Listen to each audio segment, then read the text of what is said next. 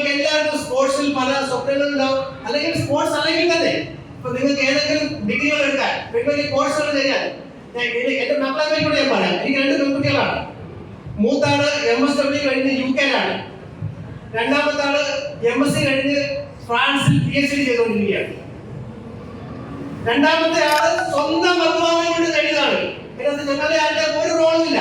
അവരവിടെ അച്ചീവ് ചെയ്ത് നിൽക്കുന്നതിനകത്ത് കോളേജ് വരെ പഠിപ്പിച്ചതല്ലാതെ വിദേശത്ത് പോയി പഠിക്കാനുള്ള ആ കോഴ്സ് ഒന്നും നേടിയെടുത്തത് സ്വന്തമായി നേടിയെടുത്താണ്.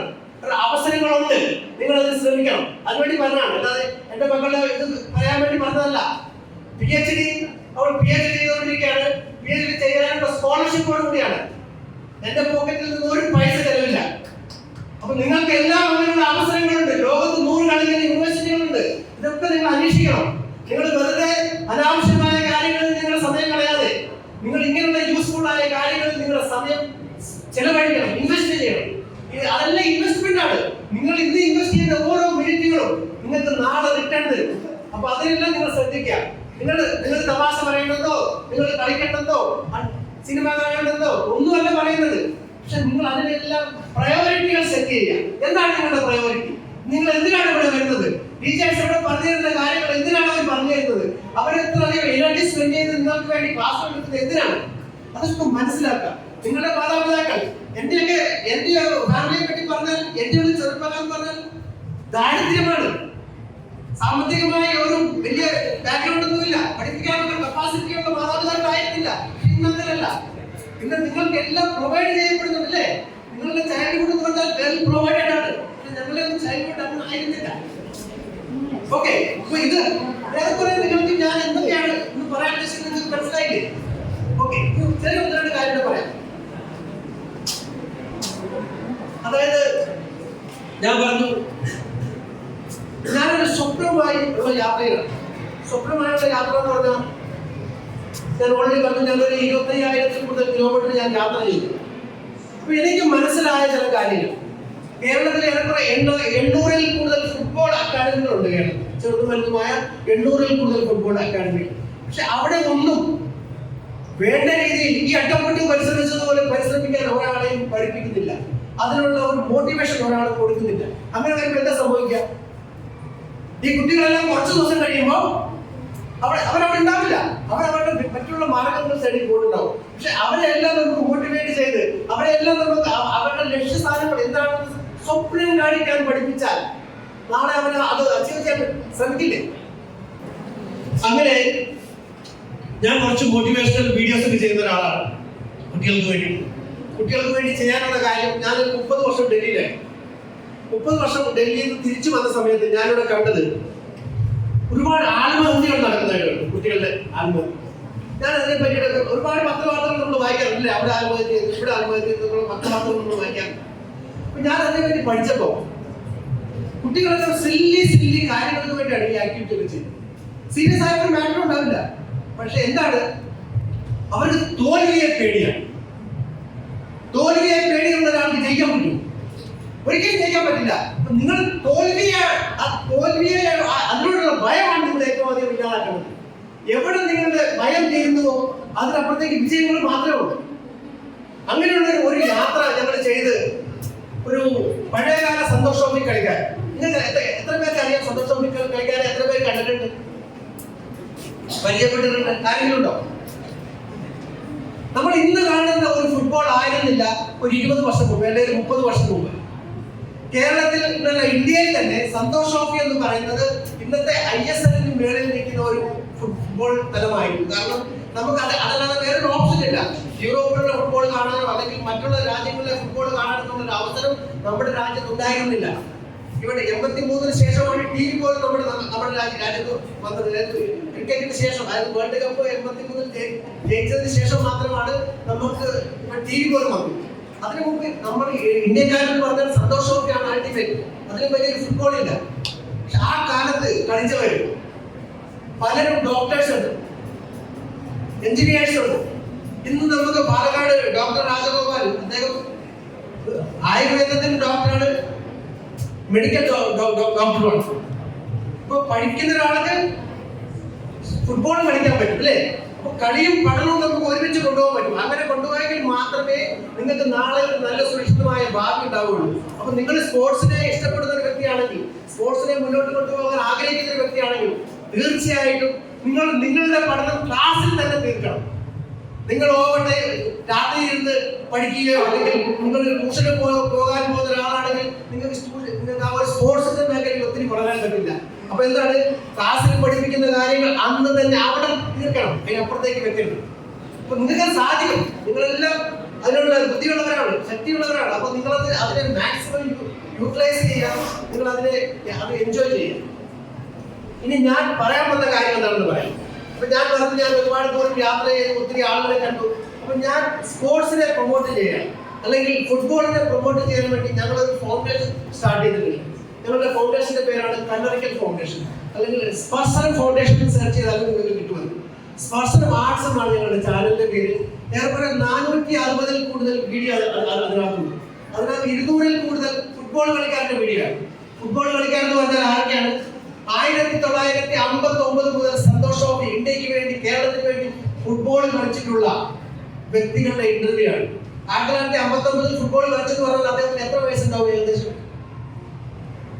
85 and above ആണ്.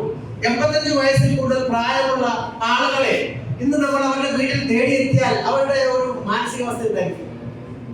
പലരും കരയാണ് ചെയ്യുന്നത്. എന്നാൽ ഇത്രയും വർഷങ്ങൾക്ക് ശേഷം നിങ്ങൾ ഞങ്ങളെ അന്വേഷിച്ചു വന്നല്ലോ.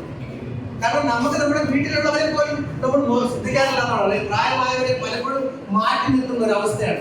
ആ അവസ്ഥയിൽ നിന്നൊക്കെ വ്യത്യസ്തമായി നമ്മൾ ഇവരെ ഓരോരുത്തരെയും ഇവരുടെ വീടുകളിൽ പോയി കണ്ട് ഇവരുടെ ഇന്റർവ്യൂ ചെയ്ത് അങ്ങനെ നമ്മൾ ഒരു 200-ൽ കൂടുതൽ കളിക്കാരെ നമ്മൾ ഇന്റർവ്യൂ ചെയ്തു. ആ ഇന്റർവ്യൂ പ്രോഗ്രാമിനാണ് നമുക്കൊരു URFന്റെ വേൾഡ് റെക്കോർഡ് കിട്ടിയത്. URFന്റെ വേൾഡ് റെക്കോർഡ് കിട്ടി. അതല്ലാതെ ഞാനൊരു വിസിലിംഗ് ആർട്ടിസ്റ്റാണ്. വിസിലിംഗ് ആർട്ടിസ്റ്റ് എന്ന് പറഞ്ഞാൽ അറിയോ? നിങ്ങൾക്ക് വിസിലിംഗ് എന്ന് കേട്ടിട്ടുണ്ടോ? അറിയോ വിസിലിംഗ്? ഈ വിസിലിംഗ് അല്ല, വിസിലടിച്ച് പാട്ട് പാടുക. അങ്ങനെ വിസിലടിച്ച് പാട്ട് പാടിയ വകയിൽ ഞങ്ങൾക്ക് ഒരു ഗിന്നസ് കിട്ടി, ഒരു ഏഷ്യൻ ബുക്ക് ഓഫ് റെക്കോർഡ്, ഒരു ഇന്ത്യ ബുക്ക് ഓഫ് റെക്കോർഡ്, ഒരു ലിംക ബുക്ക് ഓഫ് റെക്കോർഡ്, ഒരു ബെസ്റ്റ് ഓഫ് ഇന്ത്യ റെക്കോർഡ്, ഒരു 5 റെക്കോർഡ് കിട്ടി. നിലവിൽ ഒരു വേൾഡ് റെക്കോർഡ് ഉണ്ട്, മോസ്റ്റ് പീപ്പിൾ ലിസണിംഗ് ടുഗദർ എന്ന് പറഞ്ഞ വേൾഡ് റെക്കോർഡ് ഉണ്ട്. അത് ഇംഗ്ലണ്ടിന്റെ പേരിലാണ്. ആ ഇംഗ്ലണ്ടിന്റെ പേരിലുള്ള ആ വേൾഡ് റെക്കോർഡ് നമ്മുടെ ഈ കൊച്ചു കേരളത്തിലേക്ക് കൊണ്ടുവരാനുള്ള ഒരു പരിശ്രമം ഞങ്ങൾ നടത്തിക്കൊണ്ടിരിക്കുകയാണ്. 1000 വിസിലേഴ്സ് ആണ് ഞങ്ങൾക്ക് അതിനായി വേണ്ടത്. വിസിലടിച്ച് പാട്ട് പാടാൻ കഴിവുള്ള 1000 പേര്.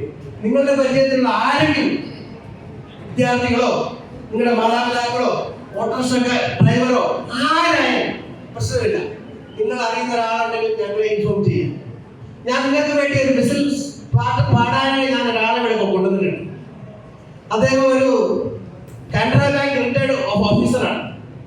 70 വയസ്സുള്ള അദ്ദേഹം നിങ്ങൾക്ക് വേണ്ടി ഒരു പാട്ട് പാടാൻ പട്ടാമ്പിയിൽ നിന്ന് വന്നാണ്. ഒരു കയ്യിലുണ്ട്. മക്കളും കൊച്ചുമക്കളും ഒക്കെ ആളാണ്. പക്ഷെ പുള്ളി ആ പാട്ടിനെ അത്രയധികം സ്നേഹിക്കുന്നതുകൊണ്ടും അത്രയധികം അതിനെ പ്രൊമോട്ട് ചെയ്യാൻ ആഗ്രഹിക്കുന്നത് കൊണ്ട് മാത്രമാണ് ഇത്രയും ദൂരം യാത്ര ചെയ്ത് അദ്ദേഹം ഇവിടെ വന്നിരിക്കുന്നത്. ഈ അവസാനമായി ഞാൻ നിങ്ങളോട് പറയാൻ ആഗ്രഹിക്കുന്ന, എനിക്ക് നിങ്ങളിൽ നിന്ന് വലിയൊരു ഹെൽപ്പ് വേണം. നിങ്ങൾ തരുമോ? ഷുവർ? ഓക്കെ. നിങ്ങളുടെ പൈസ എനിക്ക് വേണ്ട, നിങ്ങളുടെ മാതാപിതാക്കളുടെ പൈസയും വേണ്ട. എനിക്ക് വേണ്ടത് നിങ്ങളെല്ലാം മൊബൈൽ യൂസ് ചെയ്യുന്നവരാണ്. ഒരു 90% ആൾക്കാർ ചെയ്യുന്നുണ്ടാവില്ല, കുറച്ച് പേര് ചെയ്യുന്നുണ്ടാവില്ല. നിങ്ങൾക്ക് പഠിക്കണമെങ്കിൽ ഓൺലൈൻ ക്ലാസ്സുകൾ ഉണ്ടാവും, മൊബൈൽ എന്തായാലും ഉണ്ടാവും. 2 GB ഡാറ്റ മിനിമം ഉണ്ടാവില്ല മൊബൈൽ അല്ലേ? 1 GB ഉണ്ടാവും, 1 GB. അതിൽ നിന്ന് 10 മിനിറ്റ് സമയം എനിക്ക് തരാൻ പറ്റും. ഹലോ, സൗണ്ട് പോരാ, കൊടുക്കണമെന്ന് പറഞ്ഞപ്പോഴേക്ക് പ്രശ്നമായി അല്ലേ? വെറും 10 മിനിറ്റാണ് ചോദിക്കുന്നത്. 10 മിനിറ്റ് ദിവസവും ഒരു 10 മിനിറ്റ് ഒരു നേർച്ച എന്നതുപോലെ, നിങ്ങൾ കുടുക്കയിൽ പൈസ ഇട്ടതുപോലെ ഈ ഒരു സംരംഭത്തിന് വേണ്ടി സ്പർശനം ഫൗണ്ടേഷൻ മുന്നോട്ട് വെക്കുന്ന, അല്ലെങ്കിൽ കല്ലറിക്കൽ ഫൗണ്ടേഷൻ മുന്നോട്ട് വെക്കുന്ന ഈ സ്പോർട്സിനെ പ്രൊമോട്ട് ചെയ്യാനുള്ള ഈ ഒരു പദ്ധതിക്ക് വേണ്ടി നിങ്ങൾ ഒരു 10 മിനിറ്റ് മാറ്റി വെക്കാൻ തയ്യാറാണോ ഇല്ല എന്നുള്ളതാണ് ക്വസ്റ്റ്യൻ. ഞാൻ നിങ്ങൾക്ക് ഒരു 4.5 മിനിറ്റ് ഒരു വീഡിയോ, ഒരു മോട്ടിവേഷണൽ വീഡിയോ ആണ്. ഞാൻ നിങ്ങൾക്ക് അത് നിങ്ങളുടെ പ്രിൻസിപ്പൽ മാഡത്തിന് ഷെയർ ചെയ്ത് കൊടുക്കാം. അപ്പോൾ അദ്ദേഹത്തിന്റെ കയ്യിൽ നിന്ന് വാങ്ങുക, നിങ്ങൾ അല്ലെങ്കിൽ നിങ്ങൾ ആരെങ്കിലും ഒരാളുടെ നമ്പർ തന്നാൽ ആ നമ്പറിലേക്ക് വേണ്ടി തരാം, അതിന് പ്രശ്നമൊന്നുമില്ല. അപ്പൊ എന്താണ്, ഇതാണ് പിടിയേരി പദ്ധതി. കേട്ടോ? പിടിയേരി പദ്ധതി കേട്ടിട്ടുള്ള എത്ര പേരുണ്ട്? ഹലോ, പിടിയേരി പദ്ധതി കേട്ടിട്ടുള്ള എത്ര പേരുണ്ട്? കൂടുതൽ ആരില്ല. എന്നത് നിങ്ങൾ കേൾക്കണം. നാളെ നിങ്ങൾക്ക് ഇതേപോലുള്ള പദ്ധതികൾ നിങ്ങൾക്ക് ആവിഷ്കരിക്കാൻ പറ്റും. എന്താണ് പിടിയേരി പദ്ധതി എന്ന് പറയാം? അതായത് ഒരു 1840-കളിൽ കേരളത്തിൽ ഉത്ഭവിച്ച ഒരു പദ്ധതിയാണ് പിടിയേരി പദ്ധതി എന്ന് പറഞ്ഞാൽ. ഏർപ്പെടുന്ന 150 വർഷം അല്ലെ? എത്ര വർഷം? 150 വർഷത്തിൽ കൂടുതലായി അല്ലേ? എന്താണ് പിടിയേരി പദ്ധതി എന്ന് പറഞ്ഞാൽ, അമ്മമാര് പഴയ കാലത്ത് നിങ്ങളിപ്പോ 3 നേരവും 4 നേരവും ഇഷ്ടമുള്ള കാര്യങ്ങൾ മാത്രം കഴിക്കുന്നവരാണ്. അമ്മ ഇതെന്താ ഉണ്ടാക്കിയ ചെയ്യുന്നത് ചോദിക്കില്ലേ? ഇതൊന്നും ശരിയായില്ല എന്നൊക്കെ പറയില്ലേ? പലപ്പോഴും പറയാറില്ലേ? പറയാറുണ്ട്, എനിക്കറിയാം, പറയാറുണ്ട്. പക്ഷെ പണ്ട് അങ്ങനെ കാര്യമില്ല. കഞ്ഞി ഒരു ചമ്മന്തി കിട്ടിയാ കിട്ടി. അതിനെ കൂടുതൽ കാര്യങ്ങളുണ്ടെങ്കിൽ ലോട്ടറിയാണ്. ഇന്നിപ്പോ നിങ്ങൾ പിസ്സ, ബർഗർ, കട്ട്ലറ്റ് എന്ന് പറയില്ലേ? അത് ഞങ്ങൾ കേട്ടിട്ട് പോലില്ല. ആ കാലഘട്ടത്തിൽ ഈ അമ്മമാര് കഞ്ഞി വെക്കുന്നതിന് മുമ്പ് 2 പിടി അരി എടുത്ത് മാറ്റി വെക്കും ദിവസവും, ഉച്ചയ്ക്കും വൈകിട്ടും. ഒരാഴ്ച കഴിയുമ്പോൾ അല്ലെ 15 ദിവസം കഴിയുമ്പോൾ അതൊരു 2 കിലോ അല്ലെ 3 കിലോ 1 കിലോ ഒക്കെ ആയിട്ടുണ്ടാവും. ആ അരി അടുത്തുള്ള ഏതെങ്കിലും വായനശാലയിൽ അല്ലെങ്കിൽ ഏതെങ്കിലും അമ്പലത്തിൽ ഏതെങ്കിലും പള്ളിയിൽ അത് കൊണ്ടുകൊടുക്കും. അത് എല്ലാ വീട്ടുകാരും നമ്മൾ ചെയ്യും. അപ്പോൾ അവിടെ ഒരു എത്ര കിലോ അരിയെത്തും? ഒരുപാട് അരിയെത്തും. ഒരു ഗ്രാമത്തിൽ എല്ലാവരും ചെയ്ത് കഴിയുമ്പോൾ ഒത്തിരി അരിയെത്തും.